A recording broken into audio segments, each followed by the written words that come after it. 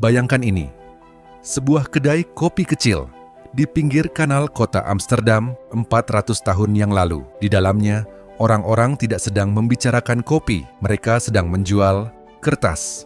Selembar kertas yang mereka klaim mewakili kepemilikan atas sebuah kapal yang sedang berlayar ribuan kilometer jauhnya, membawa rempah-rempah dari Asia. Mereka tidak tahu apakah kapal itu akan kembali, tidak tahu apakah kapal itu akan tenggelam, dirampok bajak laut, atau pulang membawa keuntungan berlipat ganda. Tapi mereka tetap membeli, menjual, bernegosiasi. Tanpa mereka sadari, mereka sedang menciptakan sesuatu yang akan mengubah wajah ekonomi dunia selamanya. Sesuatu yang hari ini kita kenal dengan nama pasar saham. Bagaimana selembar kertas di kedai kopi bisa berubah menjadi Wall Street, pusat keuangan paling berpengaruh di planet ini? Mari kita telusuri. Sebelum masuk ke sejarahnya, mari kita samakan pemahaman dulu. Saham, secara sederhana, adalah bukti kepemilikan atas sebuah perusahaan. Kalau Anda punya satu lembar saham dari sebuah perusahaan yang menerbitkan 1.000.000 lembar saham, maka secara teknis Anda memiliki 1/1 dari perusahaan itu. Konsepnya terdengar sederhana. Tapi ide ini membagi kepemilikan sebuah usaha menjadi lembaran-lembaran kecil yang bisa diperjualbelikan adalah salah satu inovasi finansial paling radikal dalam sejarah manusia. Karena sebelum ide ini lahir, kalau Anda ingin punya bisnis, Anda harus memilikinya sendirian, menanggung risikonya sendirian. Ide saham mengubah itu semua. Ia memungkinkan ribuan, bahkan jutaan orang untuk berbagi risiko dan berbagi keuntungan dari satu usaha yang sama. Tapi siapa yang pertama kali memikirkan ide segila ini? Jawabannya membawa kita kembali ke satu perusahaan di satu negara kecil di Eropa 4 abad yang lalu. Chapter 2, VOC.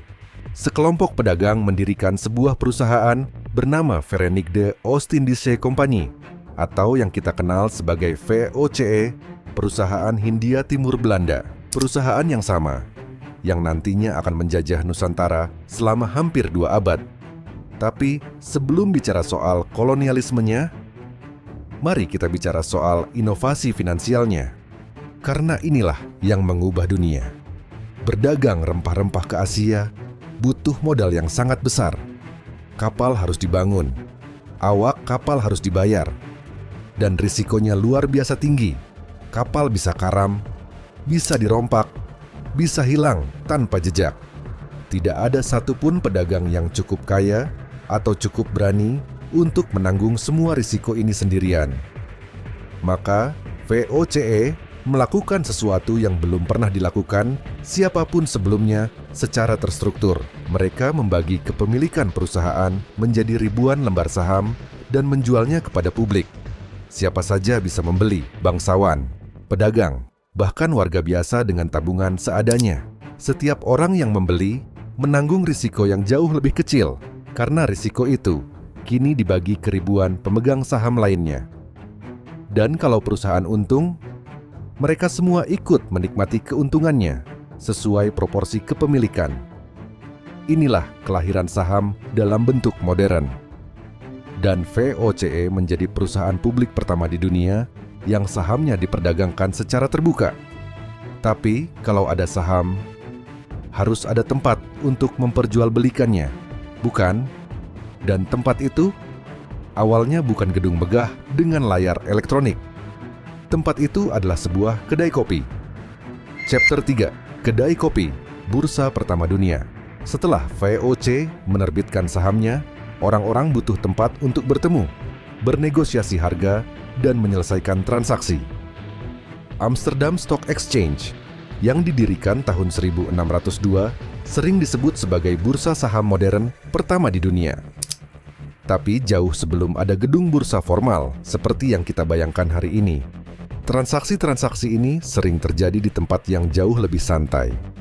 Kedai kopi.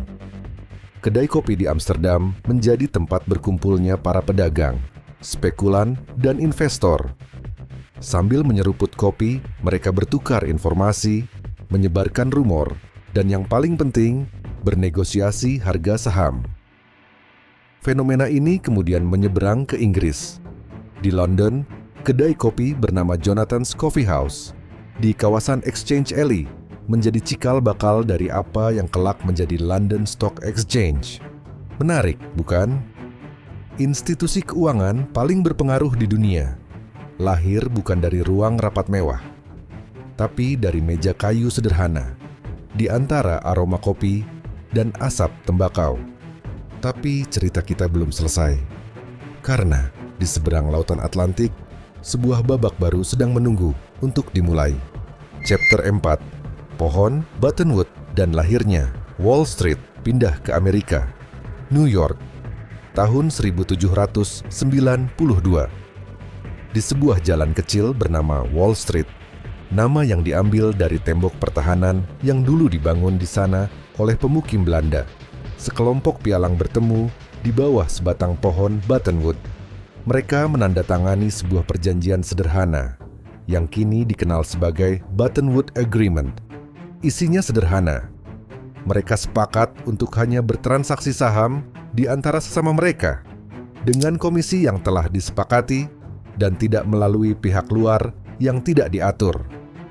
Perjanjian sederhana di bawah pohon ini menjadi cikal bakal dari New York Stock Exchange atau NYSE, bursa saham yang hari ini menjadi rumah bagi perusahaan-perusahaan paling bernilai di planet ini. Dari sinilah Wall Street mulai tumbuh, bukan sebagai jalan biasa, tapi sebagai simbol dari kekuatan finansial global. Amerika, yang saat itu masih negara muda, perlahan membangun sistem pasar modal yang akhirnya akan menjadi tulang punggung ekonominya. Dan seperti yang kita tahu dari sejarah sebelumnya, dimanapun ada uang dalam jumlah besar, di sana pula muncul euforia dan pada akhirnya krisis.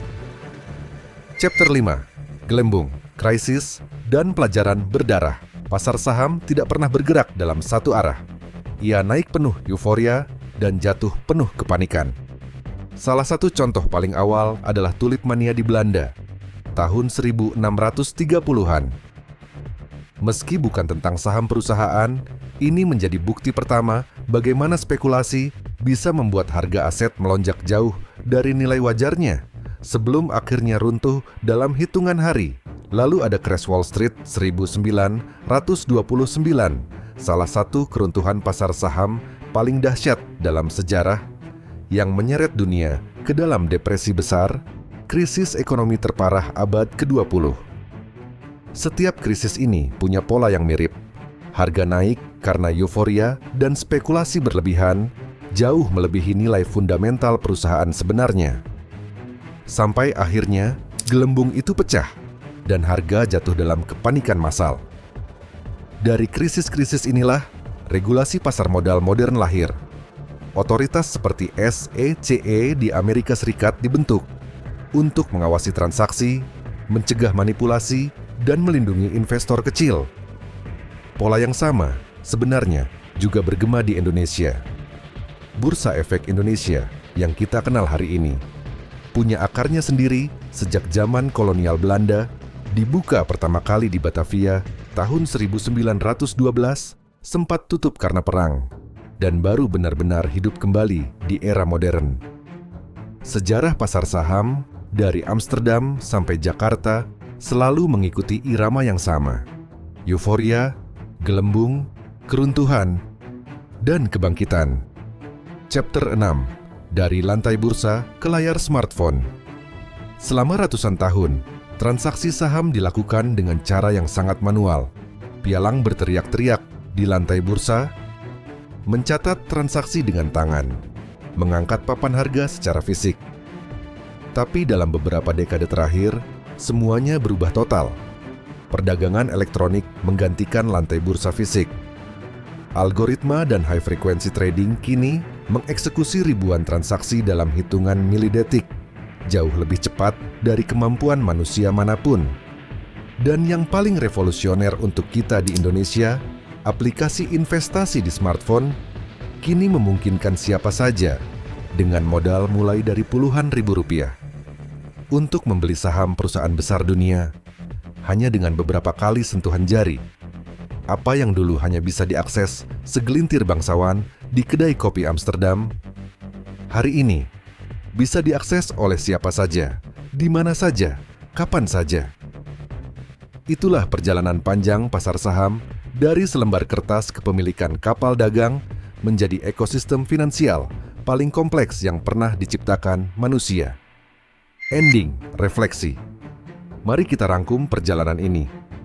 Dari kedai kopi Amsterdam, di mana selembar kertas mewakili sebuah kapal yang belum tentu kembali.